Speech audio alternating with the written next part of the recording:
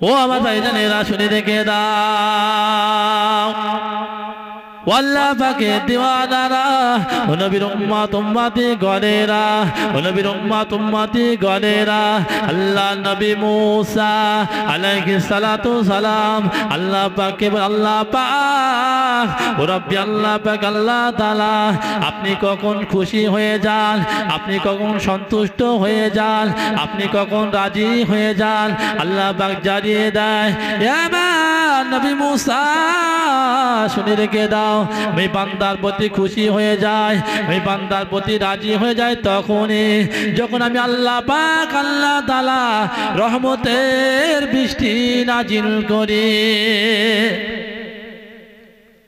আল্লাহ পাক বান্দার প্রতি তখন খুশি হয়ে যায় যখন রহমতের বৃষ্টি নাজিল করে। বৃষ্টি আমার গায়ে পড়েছে এখন, তাহলে এটা রহমত, ভাববেন না যেটা গজব, এটা আল্লাহ পাকের রহমত। আল্লাহ পাকের দিওয়ানারা ওই সময় তো নবী মূসা আলাইহিস সালাতু সালাম বলতে লাগলেন, আল্লাহ পাক আল্লাহ তাআলা আপনি যখন এর থেকে বেশি খুশি থাকেন, এর থেকে বেশি সন্তুষ্ট থাকেন, তখন আপনি কি করেন? তখন আপনি কি করেন? ওই সময় তো আল্লাহ পাক জানিয়ে দেয়, এ নবী মূসা শুনে রেখে দাও, আমি আল্লাহ পাক আল্লাহ তাআলা এর থেকে সন্তুষ্ট থাকি তখন আমি আল্লাহ পাক আল্লাহ তাআলা বাড়িতে মেহমানকে পাঠিয়ে দেয়। ওই সময় নবী মূসা আলাইহিস সালাতু সালাম আবার আল্লাহর কাছে দোয়া চায়, আল্লাহ পাক আপনি যখন সবচাইতে খুশি থাকেন, সবচাইতে সন্তুষ্ট থাকেন, তখন বান্দার ঘরে কি করেন? আল্লাহ পাক জানিয়ে দেয়, ইয়া নবী মূসা শুনে রেখে দাও, আমি আল্লাহ পাক আল্লাহ তাআলা সবচাইতে যখন খুশি থাকি, আমি আল্লাহ পাক আল্লাহ তাআলা প্রত্যেক ঘরে প্রথম সন্তান কন্যা সন্তান দান করি। সুবহানাল্লাহ বলে দিতে হবে নাকি? এত সুন্দর কথা। আল্লাহ পাক বলে যখন আমি সবচাইতে খুশি থাকি, আনন্দ থাকি বান্দার প্রতি, তখন প্রথম সন্তান কন্যা দান করি। তাই একটি কিতাব এসেছে, যখন কোনো মানুষের প্রথম পুত্র সন্তান হয়, আল্লাহ পাক বলে, হে তাই পুত্র সন্তানদের লক্ষ্য করে বলে, তুই যা তোর বাপের হাতটাকে শক্ত কর, তোর বাপের হাতটাকে মজবুত কর। আর যখন কোন মানে কন্যা সন্তান আল্লাহ দান করে প্রথম, তখন আল্লাহ পাক নিজেই বলে যে আমি আল্লাহ পাক নিজেই গিয়ে ওর বাপের হাতটাকে শক্ত করে দেখো। জোরে বলেন না সুবহানাল্লাহ। আর আজকে কন্যা সন্তান হলে আমরা রেগে যাই, বলে এবার যদি তোর হয়েছে 3টে হয়ে গেছে, এবার যদি 4টে যদি হয়েছে তোর 3 তালাক মারবে, একেবারে 100 তালাক মারবে। বলে না বলে না? খবরদার বলবেন না। মেয়ে যে আল্লাহর কি বড় নিয়ামত আপনি জানেন না, আপনি জানেন না। আচ্ছা ভাই, যে কথা বলছিলাম প্রথমে, যে আল্লাহ পাক আমাদের যে মায়ের রেহেমের ভিতরে বাচ্চা রেখে দেয়, ওখানে বাচ্চা তৈরি হয়, কে তৈরি করে? আল্লাহ পাকের ফারিস্তা। আচ্ছা ভাই, রেহেমটা কত বড় বলতে পারবেন? যে কোনোদিন কি গিয়েছে ফিতে নিয়ে আমিন নিয়ে গিয়েছেন? যাওয়া সম্ভব? মায়ের রেহেমটা হচ্ছে 10 ইঞ্চি। আচ্ছা ভাই, যখন বাচ্চা হয়, একটা বাচ্চা কত ইঞ্চি লম্বা হতে পারে? সবাই তো বাবা আছেন, সবাই তো বাবা নাকি? কত ইঞ্চি লম্বা হতে পারে? 10 ইঞ্চি হয়? তাহলে কত ইঞ্চি হয়? 15, 16, 17 হয়তো না, হয় না। কারণটা কি? চলে নেবে। ও আমার ভাইজানেরা শুনে রেখে দাও, আল্লাহ পাকের দিওয়ানারা, ও নবীর উম্মত উম্মতি গণেরা, আল্লাহ পাকের দিওয়ানারা, প্রত্যেক মাহের রেহেমটা 10 ইঞ্চি বড় থাকে। এর দৈর্ঘ্য হলো 10 ইঞ্চি, এর দৈর্ঘ্য হলো 10 ইঞ্চি। আল্লাহ পাকের দিওয়ানারা, যখন সন্তানের 4 মাস বয়স হয়, সন্তানের 4 মাস বয়স হয়, ওই মাহের রেহেমের ভিতরে ওই সন্তানটা 10 ইঞ্চি বড় হয়ে যায়, 10 ইঞ্চি দৈর্ঘ্য হয়ে যায়, চুল পরিমাণ জায়গা থাকে না, চুল পরিমাণ জায়গা থাকে না। ওই সময় আল্লাহ পাকে ফেরেশতা বলে, আল্লাহ পাক মাহে রহিম তো 10 ইঞ্চি, আল্লাহ এই সন্তান তো 10 ইঞ্চি হয়ে গেল, আল্লাহ চুল পরিমাণ জায়গা নাই, আমি কি করব? ওই সময় আল্লাহ পাক জানিয়ে দেয়, ফেরেশতা ওই সন্তানের পা দুটো নিয়ে, ওই সন্তানের পা দুটো নিয়ে তুমি মায়ের কলিজার পিছনে লাগিয়ে দাও। আমার ফেরেশতা ওই মায়ের পা দুটো নিয়ে মায়ের কলিজার, এই সন্তানের পা দুটো নিয়ে মায়ের কলিজায় লাগিয়ে দাও। ও আল্লাহর দিওয়ানারা, ও নবীর উম্মত উম্মতি গণেরা, কিতাব লেখকরা লিখেছেন যে ওই সন্তানের পা দুটো নিয়ে আল্লাহ পাকের ফেরেশতা মায়ের কলিজার পিছনে লাগিয়ে দেয়, মায়ের কলিজার পিছনে লাগিয়ে দেয়। কিতাব লেখকরা লিখেছেন যে মায়ের কলিজা উঠতে উঠতে 1 ইঞ্চি 2 ইঞ্চি উঠতে উঠতে কোনো কোনো মায়ের 6 ইঞ্চি অর্থাৎ 16-17 ইঞ্চি উঠে যায়। ও আল্লাহ পাকের দিওয়ানারা, ওই মায়ের গর্ভে, ওই মায়ের গর্ভে যে সন্তানটা থাকে, প্রত্যেক সন্তান আমি আর আপনি প্রত্যেক সন্তান 4 থেকে 4,500 বার লাথি মেরেছে, 4 থেকে 4,500 বার লাথি মেরেছে। আল্লাহ পাকের দিওয়ানারা, যদি কোনো সন্তান বাপের একটা লাথি মারে, বাপ কলিজা ফেটে মারা যাবে। যদি কোনো সন্তান বাপের একটা লাথি মারে, ওই বাপ কলিজা ফেটে মারা যাবে। আর সেই সন্তান মায়ের কবার মেরেছে 4 থেকে 4,500। মুখী বলা সহজ, কিন্তু মেরেছে লাথি। এরপরও মা মারা গিয়েছে, মারা গিয়েছে যায়নি। কত আল্লাহর বড় নিয়ামত। ওইসে বলে না যে আমার কলিজা ছেঁড়া সন্তান, মারা বলেন এরকম, যার কলিজা ছেঁড়া সন্তান, আমার সন্তান কিছু বলিস না, ওর বললে আমার কষ্ট হয়, বলে না, বলে না। চলেন আগে চলেন।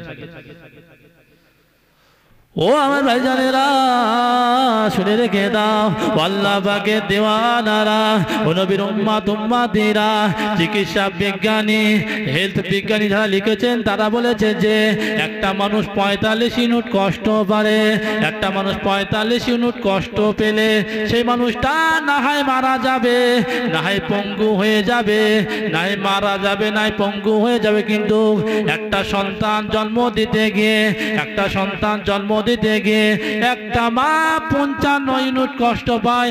এরপর আল্লাহ পাক আল্লাহ তাআলা তাদেরকে মেরে দেন না, এরপর আল্লাহ পাক তাদেরকে মৃত্যু দেন না। বুঝতে পারছেন? আমার বুঝতে অসুবিধা হচ্ছে আপনাদের? আমরা সন্তানকে কত ভালোবাসি বলেন, কত ভালোবাসি আমরা? ঘোড়ার ডিম ভালোবাসি। তার তথ্য দিচ্ছি ইনশাআল্লাহ, তার তথ্য আমি বলছি। আমরা সন্তানকে মোট ভালোবাসি না, মোট ভালোবাসি না, স্বার্থে ভালোবাসি। কি বলেছি বলেন? স্বার্থে ভালোবাসি। কেমন কেমন? আচ্ছা, আমি মনে করেন আমি পরের বাড়ি কাজ করব, পরের বাড়ি কাজ করব, সবকিছু করব, অথচ আমার আব্বা বললো, আমার আব্বাজি বললো, কচি চলো মাঠে যাই, কই চলো এটা আনো দিন দেখি বাজার থেকে। আমি যেতে পারবো না। আর সেই বাড়ি এসে আমি খাবো, আমার আব্বা আমার রাখবে বলে মনে হচ্ছে? কি মনে হচ্ছে? আপনার স্ত্রী আপনার ঘরে রেখে এনেছেন, আপনার স্ত্রী মানে কাজ কি? রান্না করবে, আপনার ছেলে পিলে দেখাশোনা করবে, আপনার জামা কাপড় পরিষ্কার করবে। আপনার স্ত্রী যদি বলে যে না আমি সব কিছু পারবো, শুধু খাবো আর ঘুমাবো, আপনি রাখবেন? রাখবেন না। কেন? মানুষ স্বার্থে ভালোবাসে, আমরা স্বার্থেই ভালোবাসি। বুঝতে পারছেন? ও ও আমার ভাইজানেরা শুনে রেখে দাও, আল্লাহ পাকের দেওয়ানারা, ও নবীর উম্মত উম্মতি গণেরা, আল্লাহ পাকের দেওয়ানারা, আল্লাহ পাক বান্দাকে কত ভালোবাসেন, আল্লাহ পাক বান্দাকে কত ভালোবাসেন, কত প্যার করেন। ও আল্লাহ নবীর দিওয়ানারা, যখন সন্তান 4 মাস বয়স হওয়ার পরে ওই সন্তানটা মায়ের পেটে কান্নাকাটি করে, কান্নাকাটি আর রোনাজারি করতে থাকে, আল্লাহ পাক আমি খাবো কি, আমার খিদা লেগেছে, আমি খাবো কি, আমার খিদা লেগেছে। ওই সময় কান্নাকাটি করে, দুনিয়ার কোনো বাপ শুনতে পাইনি, ওই ডাকের আওয়াজ কেউ শুনতে পাইনি, মা শুনতে পাইনি, চাচারা শুনতে পাইনি, কোনো প্রধান শুনতে পাইনি, কোনো এমএলএ শুনতে পাইনি। আল্লাহ পাক ওই বান্দার ডাকের আওয়াজ আল্লাহ পাক শ্রবণ করেছিলেন। প্রত্যেক সন্তান যখন 4 মাস মায়ের পেটের ভিতরে কান্নাকাটি করে, আল্লাহ আমি খাবো কি, আমার খিদা লেগেছে, আমি খাবো কি, খিদা লেগেছে। আল্লাহ বাপও শুনতে পাইনি, মাও শুনতে পাইনি, শুনেছিল কে? আল্লাহ। আচ্ছা ভাই, আপনারা সহজে বুঝতে পারবেন, যখন একটা সন্তান, একটা মানে সন্তানের 3 থেকে 4 মাস বয়স হওয়ার পরে ওই মায়েদের মেন্স হয় জানেন তো, মাসে মাসে নাপাক হয়ে যায়, তখন কি আর হয়? কথা বলছেন না কেন? তখন কি হয়? হয় না। ও আমার ভাইজানেরা শুনে রেখে দাও, আল্লাহ পাকের দেওয়ানারা, ওই সময় আল্লাহ পাক আল্লাহ তাআলা ফেরেশতাকে লক্ষ্য করে বলে, আমার ফেরেশতা, আমার ফেরেশতা ওই বান্দার নাভি থেকে, মায়ের নাভি থেকে একটা রাস্তা বাড়িয়ে দাও, একটা রাস্তা বাড়িয়ে দাও, মা যা খাবে ওই মায়ের সন্তানের তাই যাবে। আল্লাহ পাক আল্লাহ তাআলা মায়ের মেন্সটাকে বন্ধ করে দিয়েছে। মহিলারা মাসে মাসে নাপাকটা হয়, যে রক্তটা বাইরে হয় ওই রক্তটা আল্লাহ পাক মানুষের নাভি থেকে, বাচ্চার নাভি থেকে আর মায়ের নাভি থেকে ওখান থেকে খাদ্য সরবরাহ হয়েছে। আচ্ছা ভাই, আমরা পৃথিবীতে আসার পর কি আমরা নাভিতে খাই? খাই কোথা থেকে? হ্যাঁ, মুখ দিয়ে খাই তো। তা আল্লাহ পাক তো চাইতেন যে আমার বান্দা মায়ের পেটে মুখ দিয়ে খাক। কি বলছেন? আল্লাহ পাক তখন আমাদের মুখটাকে পবিত্র করে রেখেছে, জানে বান্দা দুনিয়াতে গিয়ে আমার কোরআন পড়বে, আমার নবীর প্রতি দরুদ পড়বে, জিকির করবে, নামাজ পড়বে, ভালো কথা বলবে, আমি আল্লাহ মুখটাকে পবিত্র করে দিলাম। যেহেতু রক্তটা নাপাক, তো ওই সময় মহিলাদের নামাজ কালাম কিছু পড়া যায় না, রোজাও করা যায় না, শরীয়ত নিষেধ আছে, কোরআন শোয়া যায় না। আল্লাহ পাক আমাদের নাপাকটা খাইয়েছে মায়ের নাভি থেকে আর আমার নাভির সঙ্গে সংযুক্ত করে দিয়ে, কিন্তু মুখটাকে আল্লাহ পবিত্র রেখেছে, যে বান্দা আমার দুনিয়াতে গিয়ে আমার নামে আমার কোরআন পড়বে, আমার নামে জিকির করবে, দরুদ পড়বে। আর দুনিয়াতে ভাই আসার পরে গাল, এত গালিগুলো, মানে গালের হাফেজ বললে ভুল হবে, আছে না নাই? কেন মুখটাকে অপবিত্র করছো কেন বাবা? পবিত্র করো। বুঝতে পারছেন কথা?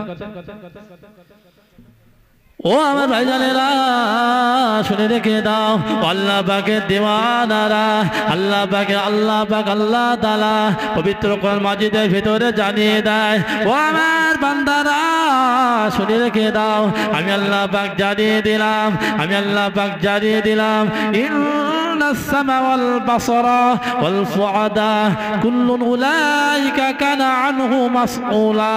আল্লাহ পাক জানিয়ে দিলেন, ও আমার বান্দারা শুনে রেখে দাও, আমি আল্লাহ পাক আল্লাহ তাআলা মায়ের গর্ভের ভিতরে আমি আল্লাহ পাক সন্তানকে প্রথমে শ্রবণ শক্তি দেই, আমি আল্লাহ পাক প্রথমে কান দান করি, তারপরে আমি আল্লাহ পাক আল্লাহ তাআলা চোখ দান করি, আমি আল্লাহ পাক আল্লাহ তাআলা তারপরে অন্তরটা দান করি। এরপর এইগুলো আমি আল্লাহ পাক দিয়েছি, প্রত্যেককে কিয়ামতের দিন আমি জিজ্ঞাসা করব। আমি আল্লাহ পাক এই চোখ, কান, নাক, অন্তর প্রত্যেককে আমি জিজ্ঞাসা করব, আমাদের জিজ্ঞাসা করবে কিয়ামতের দিনে। উত্তর দিতে পারবেন তো? হ্যাঁ, চলেন আগিয়ে। ও আমার ভাইজানেরা শুনে রেখে দাও, আল্লাহ পাকের দেওয়ানারা, ও নবীর উম্মত উম্মতি গণেরা, আমরা পৃথিবীতে কবে ভূমিষ্ঠ হব, পৃথিবীতে কবে ভূমিষ্ঠ হব তার আগে আমাদের বাপ চিন্তা করেনি, মা চিন্তা করেনি যে আমার সন্তানটা পৃথিবীতে এসে কি খাবে, আমার সন্তানটা পৃথিবীতে এসে কি খাওয়া দাওয়া করবে। কোনদিন মা ভাবিনি, বাপ ভাবিনি, আল্লাহ পাক ভেবে রেখে দিয়েছে। ওই সন্তান ভূমিষ্ঠ হওয়ার পরে, ওই সন্তান ভূমিষ্ঠ হওয়ার পরে আগে আল্লাহ পাক মায়ের স্থানে দুধ মজুদ করে দেয়। কোনদিন বাপ ভেবেছে যে আমার সন্তানটা পৃথিবীতে আসবে, আমি 6 লাইনে বিরিয়ানি কিনে রেখে দেবো? ভেবেছে? ভাবেনি। আল্লাহ পাক তার আগে থেকে মায়ের স্থানে দুধ পাঠিয়ে দেয়। জোরে বলেন একবার সুবহানাল্লাহ।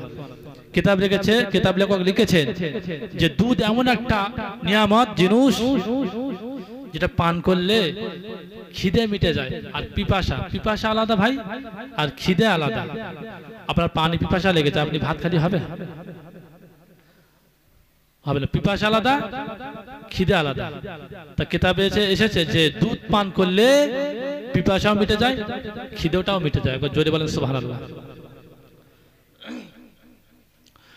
ও আমার ভাইজানেরা শুনে রেখে দাও, আল্লাহ পাকের দেওয়ানারা, ও নবীর উম্মত উম্মতি গণেরা, আল্লাহ পাকে নবী জানিয়ে দিলেন, ও আমার সাহাবারা শুনে রেখে দাও, আমি রাসূলুল্লাহ জানিয়ে দিলাম, আমি রাসূলুল্লাহ জানিয়ে দিলাম, সন্তান ভূমিষ্ঠ হওয়ার পরে, সন্তান ভূমিষ্ঠ হওয়ার পরে পিতা মাতাটার দায়িত্ব থাকে, পিতা মাতাটার কর্তব্য থাকে ওই সন্তানকে ডান কানে আজান দেওয়া আর বাম কানে ইকামত দেওয়া। সন্তান ভূমিষ্ঠ হলে ডান কানে আজান আর বাম কানে ইকামত। আমি লজ্জা দিচ্ছি না, আপনারা দিয়েছেন? দিয়েছেন? দেননি। আজান দিলে কি উপকার হবে? কি উপকার হবে? হসপিটালে তা কি হয়েছে? আমার মেয়ে হয়েছিল হসপিটালে, আমার শ্বশুর গিয়ে আজান দিয়েছে আর আমি দিয়েছি, ডবল আজান পড়েছে। কে বলেছে?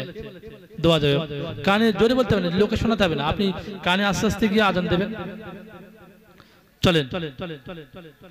হুজুর এসছে? হ্যাঁ চলে এসছে। তকবীর, নারায়ে তাকবীর, নারায়ে তাকবীর। মাওলানা জুনায়েদ সাহেব, নারায়ে তাকবীর। হুজুর ঠিক টাইমে চলে আসবেন। আমরা আজান দেই।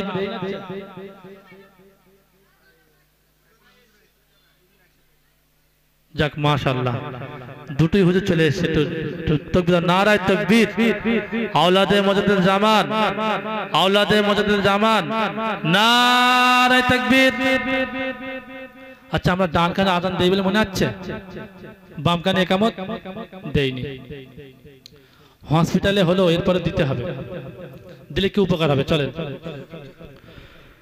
ও আমার ভাইজানেরা শুনে রেখে দাও, আল্লাহ পাকের দেওয়ানারা, ও নবীর উম্মত উম্মতি গণেরা, আল্লাহ পাকের নবী জানিয়ে দেয়, ও আমার সাহাবারা শুনে রেখে দাও, আমি রাসূলুল্লাহ জানিয়ে দিলাম, আমি রাসূলুল্লাহ জানিয়ে দিলাম, সন্তান ভূমিষ্ঠ হওয়ার পরে পিতা মাতার দায়িত্ব থাকে ডান কানে আজান দেওয়া, বাম কানে ইকামত দেওয়া। এই হাদিসটির ব্যাখ্যায় মুহাদ্দিস কেরামগণ লিখেছেন যে সন্তানকে ডান কানে আজান দেওয়ার ফজিলত হলো যখন কোনো সন্তান ভূমিষ্ঠ হওয়ার পরে ডান কানে আজান দিলে একটা মানে হয় যে ওখানে আজান দেওয়ার পরে শয়তান ওই সন্তানকে ক্ষতি করতে পারে না, ওই সন্তানকে কুমন্ত্রণা দিতে পারে না, শয়তান ওখান থেকে পালিয়ে যায়। 2 নম্বর অর্থ হলো, আল্লাহর বান্দা তুমি ইসলাম ধর্মে গ্রহণ করেছো, এমন একটা ধর্মে তুমি আবির্ভাব হয়েছো বাবা, তোমাকে মেসেজ দেওয়া হলো তুমি মুসলমান ঘরে জন্মগ্রহণ করেছো। একটা হচ্ছে মেসেজ দেওয়া হয়, আর আরেকটা হচ্ছে শয়তান ওই সন্তানকে ক্ষতি করতে পারে না, পালিয়ে যায়। আর একটা কিতাবে লিখেছে যে ওই সন্তানকে আদেশ করায় যে তুমি নামাজের জন্য তৈরি হয়ে যাও। আমরা দিয়েছি বলে মনে আছে, হুজুর এসে গেছে মোটামুটি কথা। দরুদ শরীফ আল্লাহুম্মা সাল্লি আলা।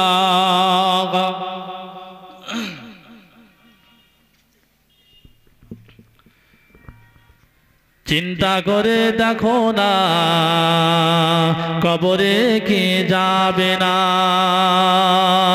চিন্তা করে দেখো না কবরে কি যাবে না। যে কবরে আল্লাহ ছাড়া বন্ধু কে গো থাকবে না, যে কবরে আল্লাহ ছাড়া বন্ধু কে গো থাকবে না। চিন্তা করে দেখো না কবরে কি যাবে না, চিন্তা করে দেখো না কবরে কি যাবে না। এই দুনিয়া সবই পর, কবর তোমার আসল ঘর। এই দুনিয়া সবই পর, কবর তোমার আসল ঘর। কেমনে সে তাই থাকবে পড়ে শুধুই মাটির বিছানা, কেমনে সে তাই থাকবে পড়ে শুধু মাটির বিছানা। চিন্তা করে দেখো না কবরে কি যাবে না, চিন্তা করে দেখো না কবরে কি যাবে না। যে কবরে আল্লাহ ছাড়া বন্ধু কে গো থাকবে না, যে কবরে আল্লাহ ছাড়া বন্ধু কে গো থাকবে না। চিন্তা করে দেখো না কবরে কি যাবে না। এই দুনিয়া ছাড়িয়া কোথায় যাবে পালিয়া, এই দুনিয়া ছাড়িয়া কোথায় যাবে পালিয়া। মরণ তোমায় লইবে ঘিরে যতই করো বাগানা, মরণ তোমায় লইবে ঘিরে যতই করো বাগানা। চিন্তা করে দেখো না কবরে কি যাবে না, চিন্তা করে দেখো না কবরে কি যাবে না। দিলে ভরা অহংকার চেনো না কো খোদার ঘর, দিলে ভরা অহংকার চেনো না কো খোদার ঘর। নামাজের লাগিয়া তোর মোটে মায়া লাগে না, নামাজের লাগিয়া তো। সবে কদর আর সবে বারাতের রাত্রে, তবে সবে কদর আর সবে বারাতের রাত্রে যে এক বছরের তাকদীর লেখা হয়, যে 2024 সালে এর কি হবে, কত টাকা আয় করবে, ক কেজি গোস্ত খাবে, এ টু জেড লেখা হয় এক বছরের জন্য। মানে ওই যে ভাগ্য আছে ওর থেকে এক বছর সিলেক্ট করা হয়। মাথায় ঢুকেছে? ওর থেকে এক বছর সিলেক্ট করা হয়। তো ভাববেন না যে সারা বছরের জন্য। মেন তাকদীর আমাদের লেখা হয়েছে জন্মের 50,000 বছর আগে, আর মায়ের গর্ভে লেখা হয়েছে। আপনি যতই যাই করেন এর বেশি কিছু পাবে না, এর বেশি কিছু পাবে না। দরুদ শরীফ আল্লাহুম্মা সাল্লি আলা।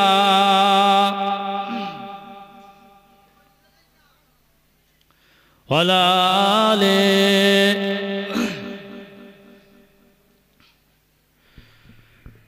ভালোবাসার জায়গা মদিনা, ভালো লাগা জায়গা মদিনা,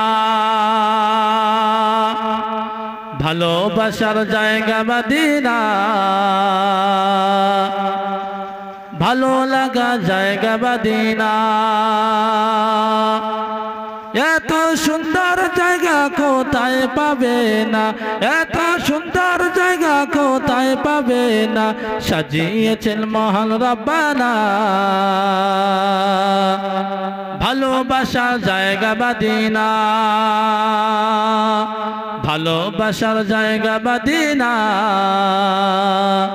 ভালো লাগা জায়গা মদিনা। মদিনা শরীফে নূরের খাজিনা, মদিনা শরীফে নূরের খাজিনা, আশিক ছাড়া অন্য বোঝে না, ভালো লাগা জায়গা মদিনা, ভালোবাসার জায়গা মদিনা, ভালো লাগা জায়গা মদিনা। একদিন কবরে যাব কেউ তো যাবে না, যাবে আমার শাহে মদিনা, ভালোবাসার জায়গা মদিনা, ভালো লাগা জায়গা মদিনা, ভালোবাসার জায়গা মদিনা। আল্লাহুম্মা সাল্লি আলা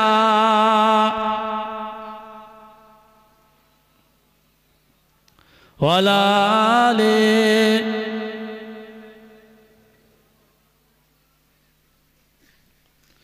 যে কথা বলছিলাম মায়ের গর্ভে ফেরেশতা, আমরা বলেছি যে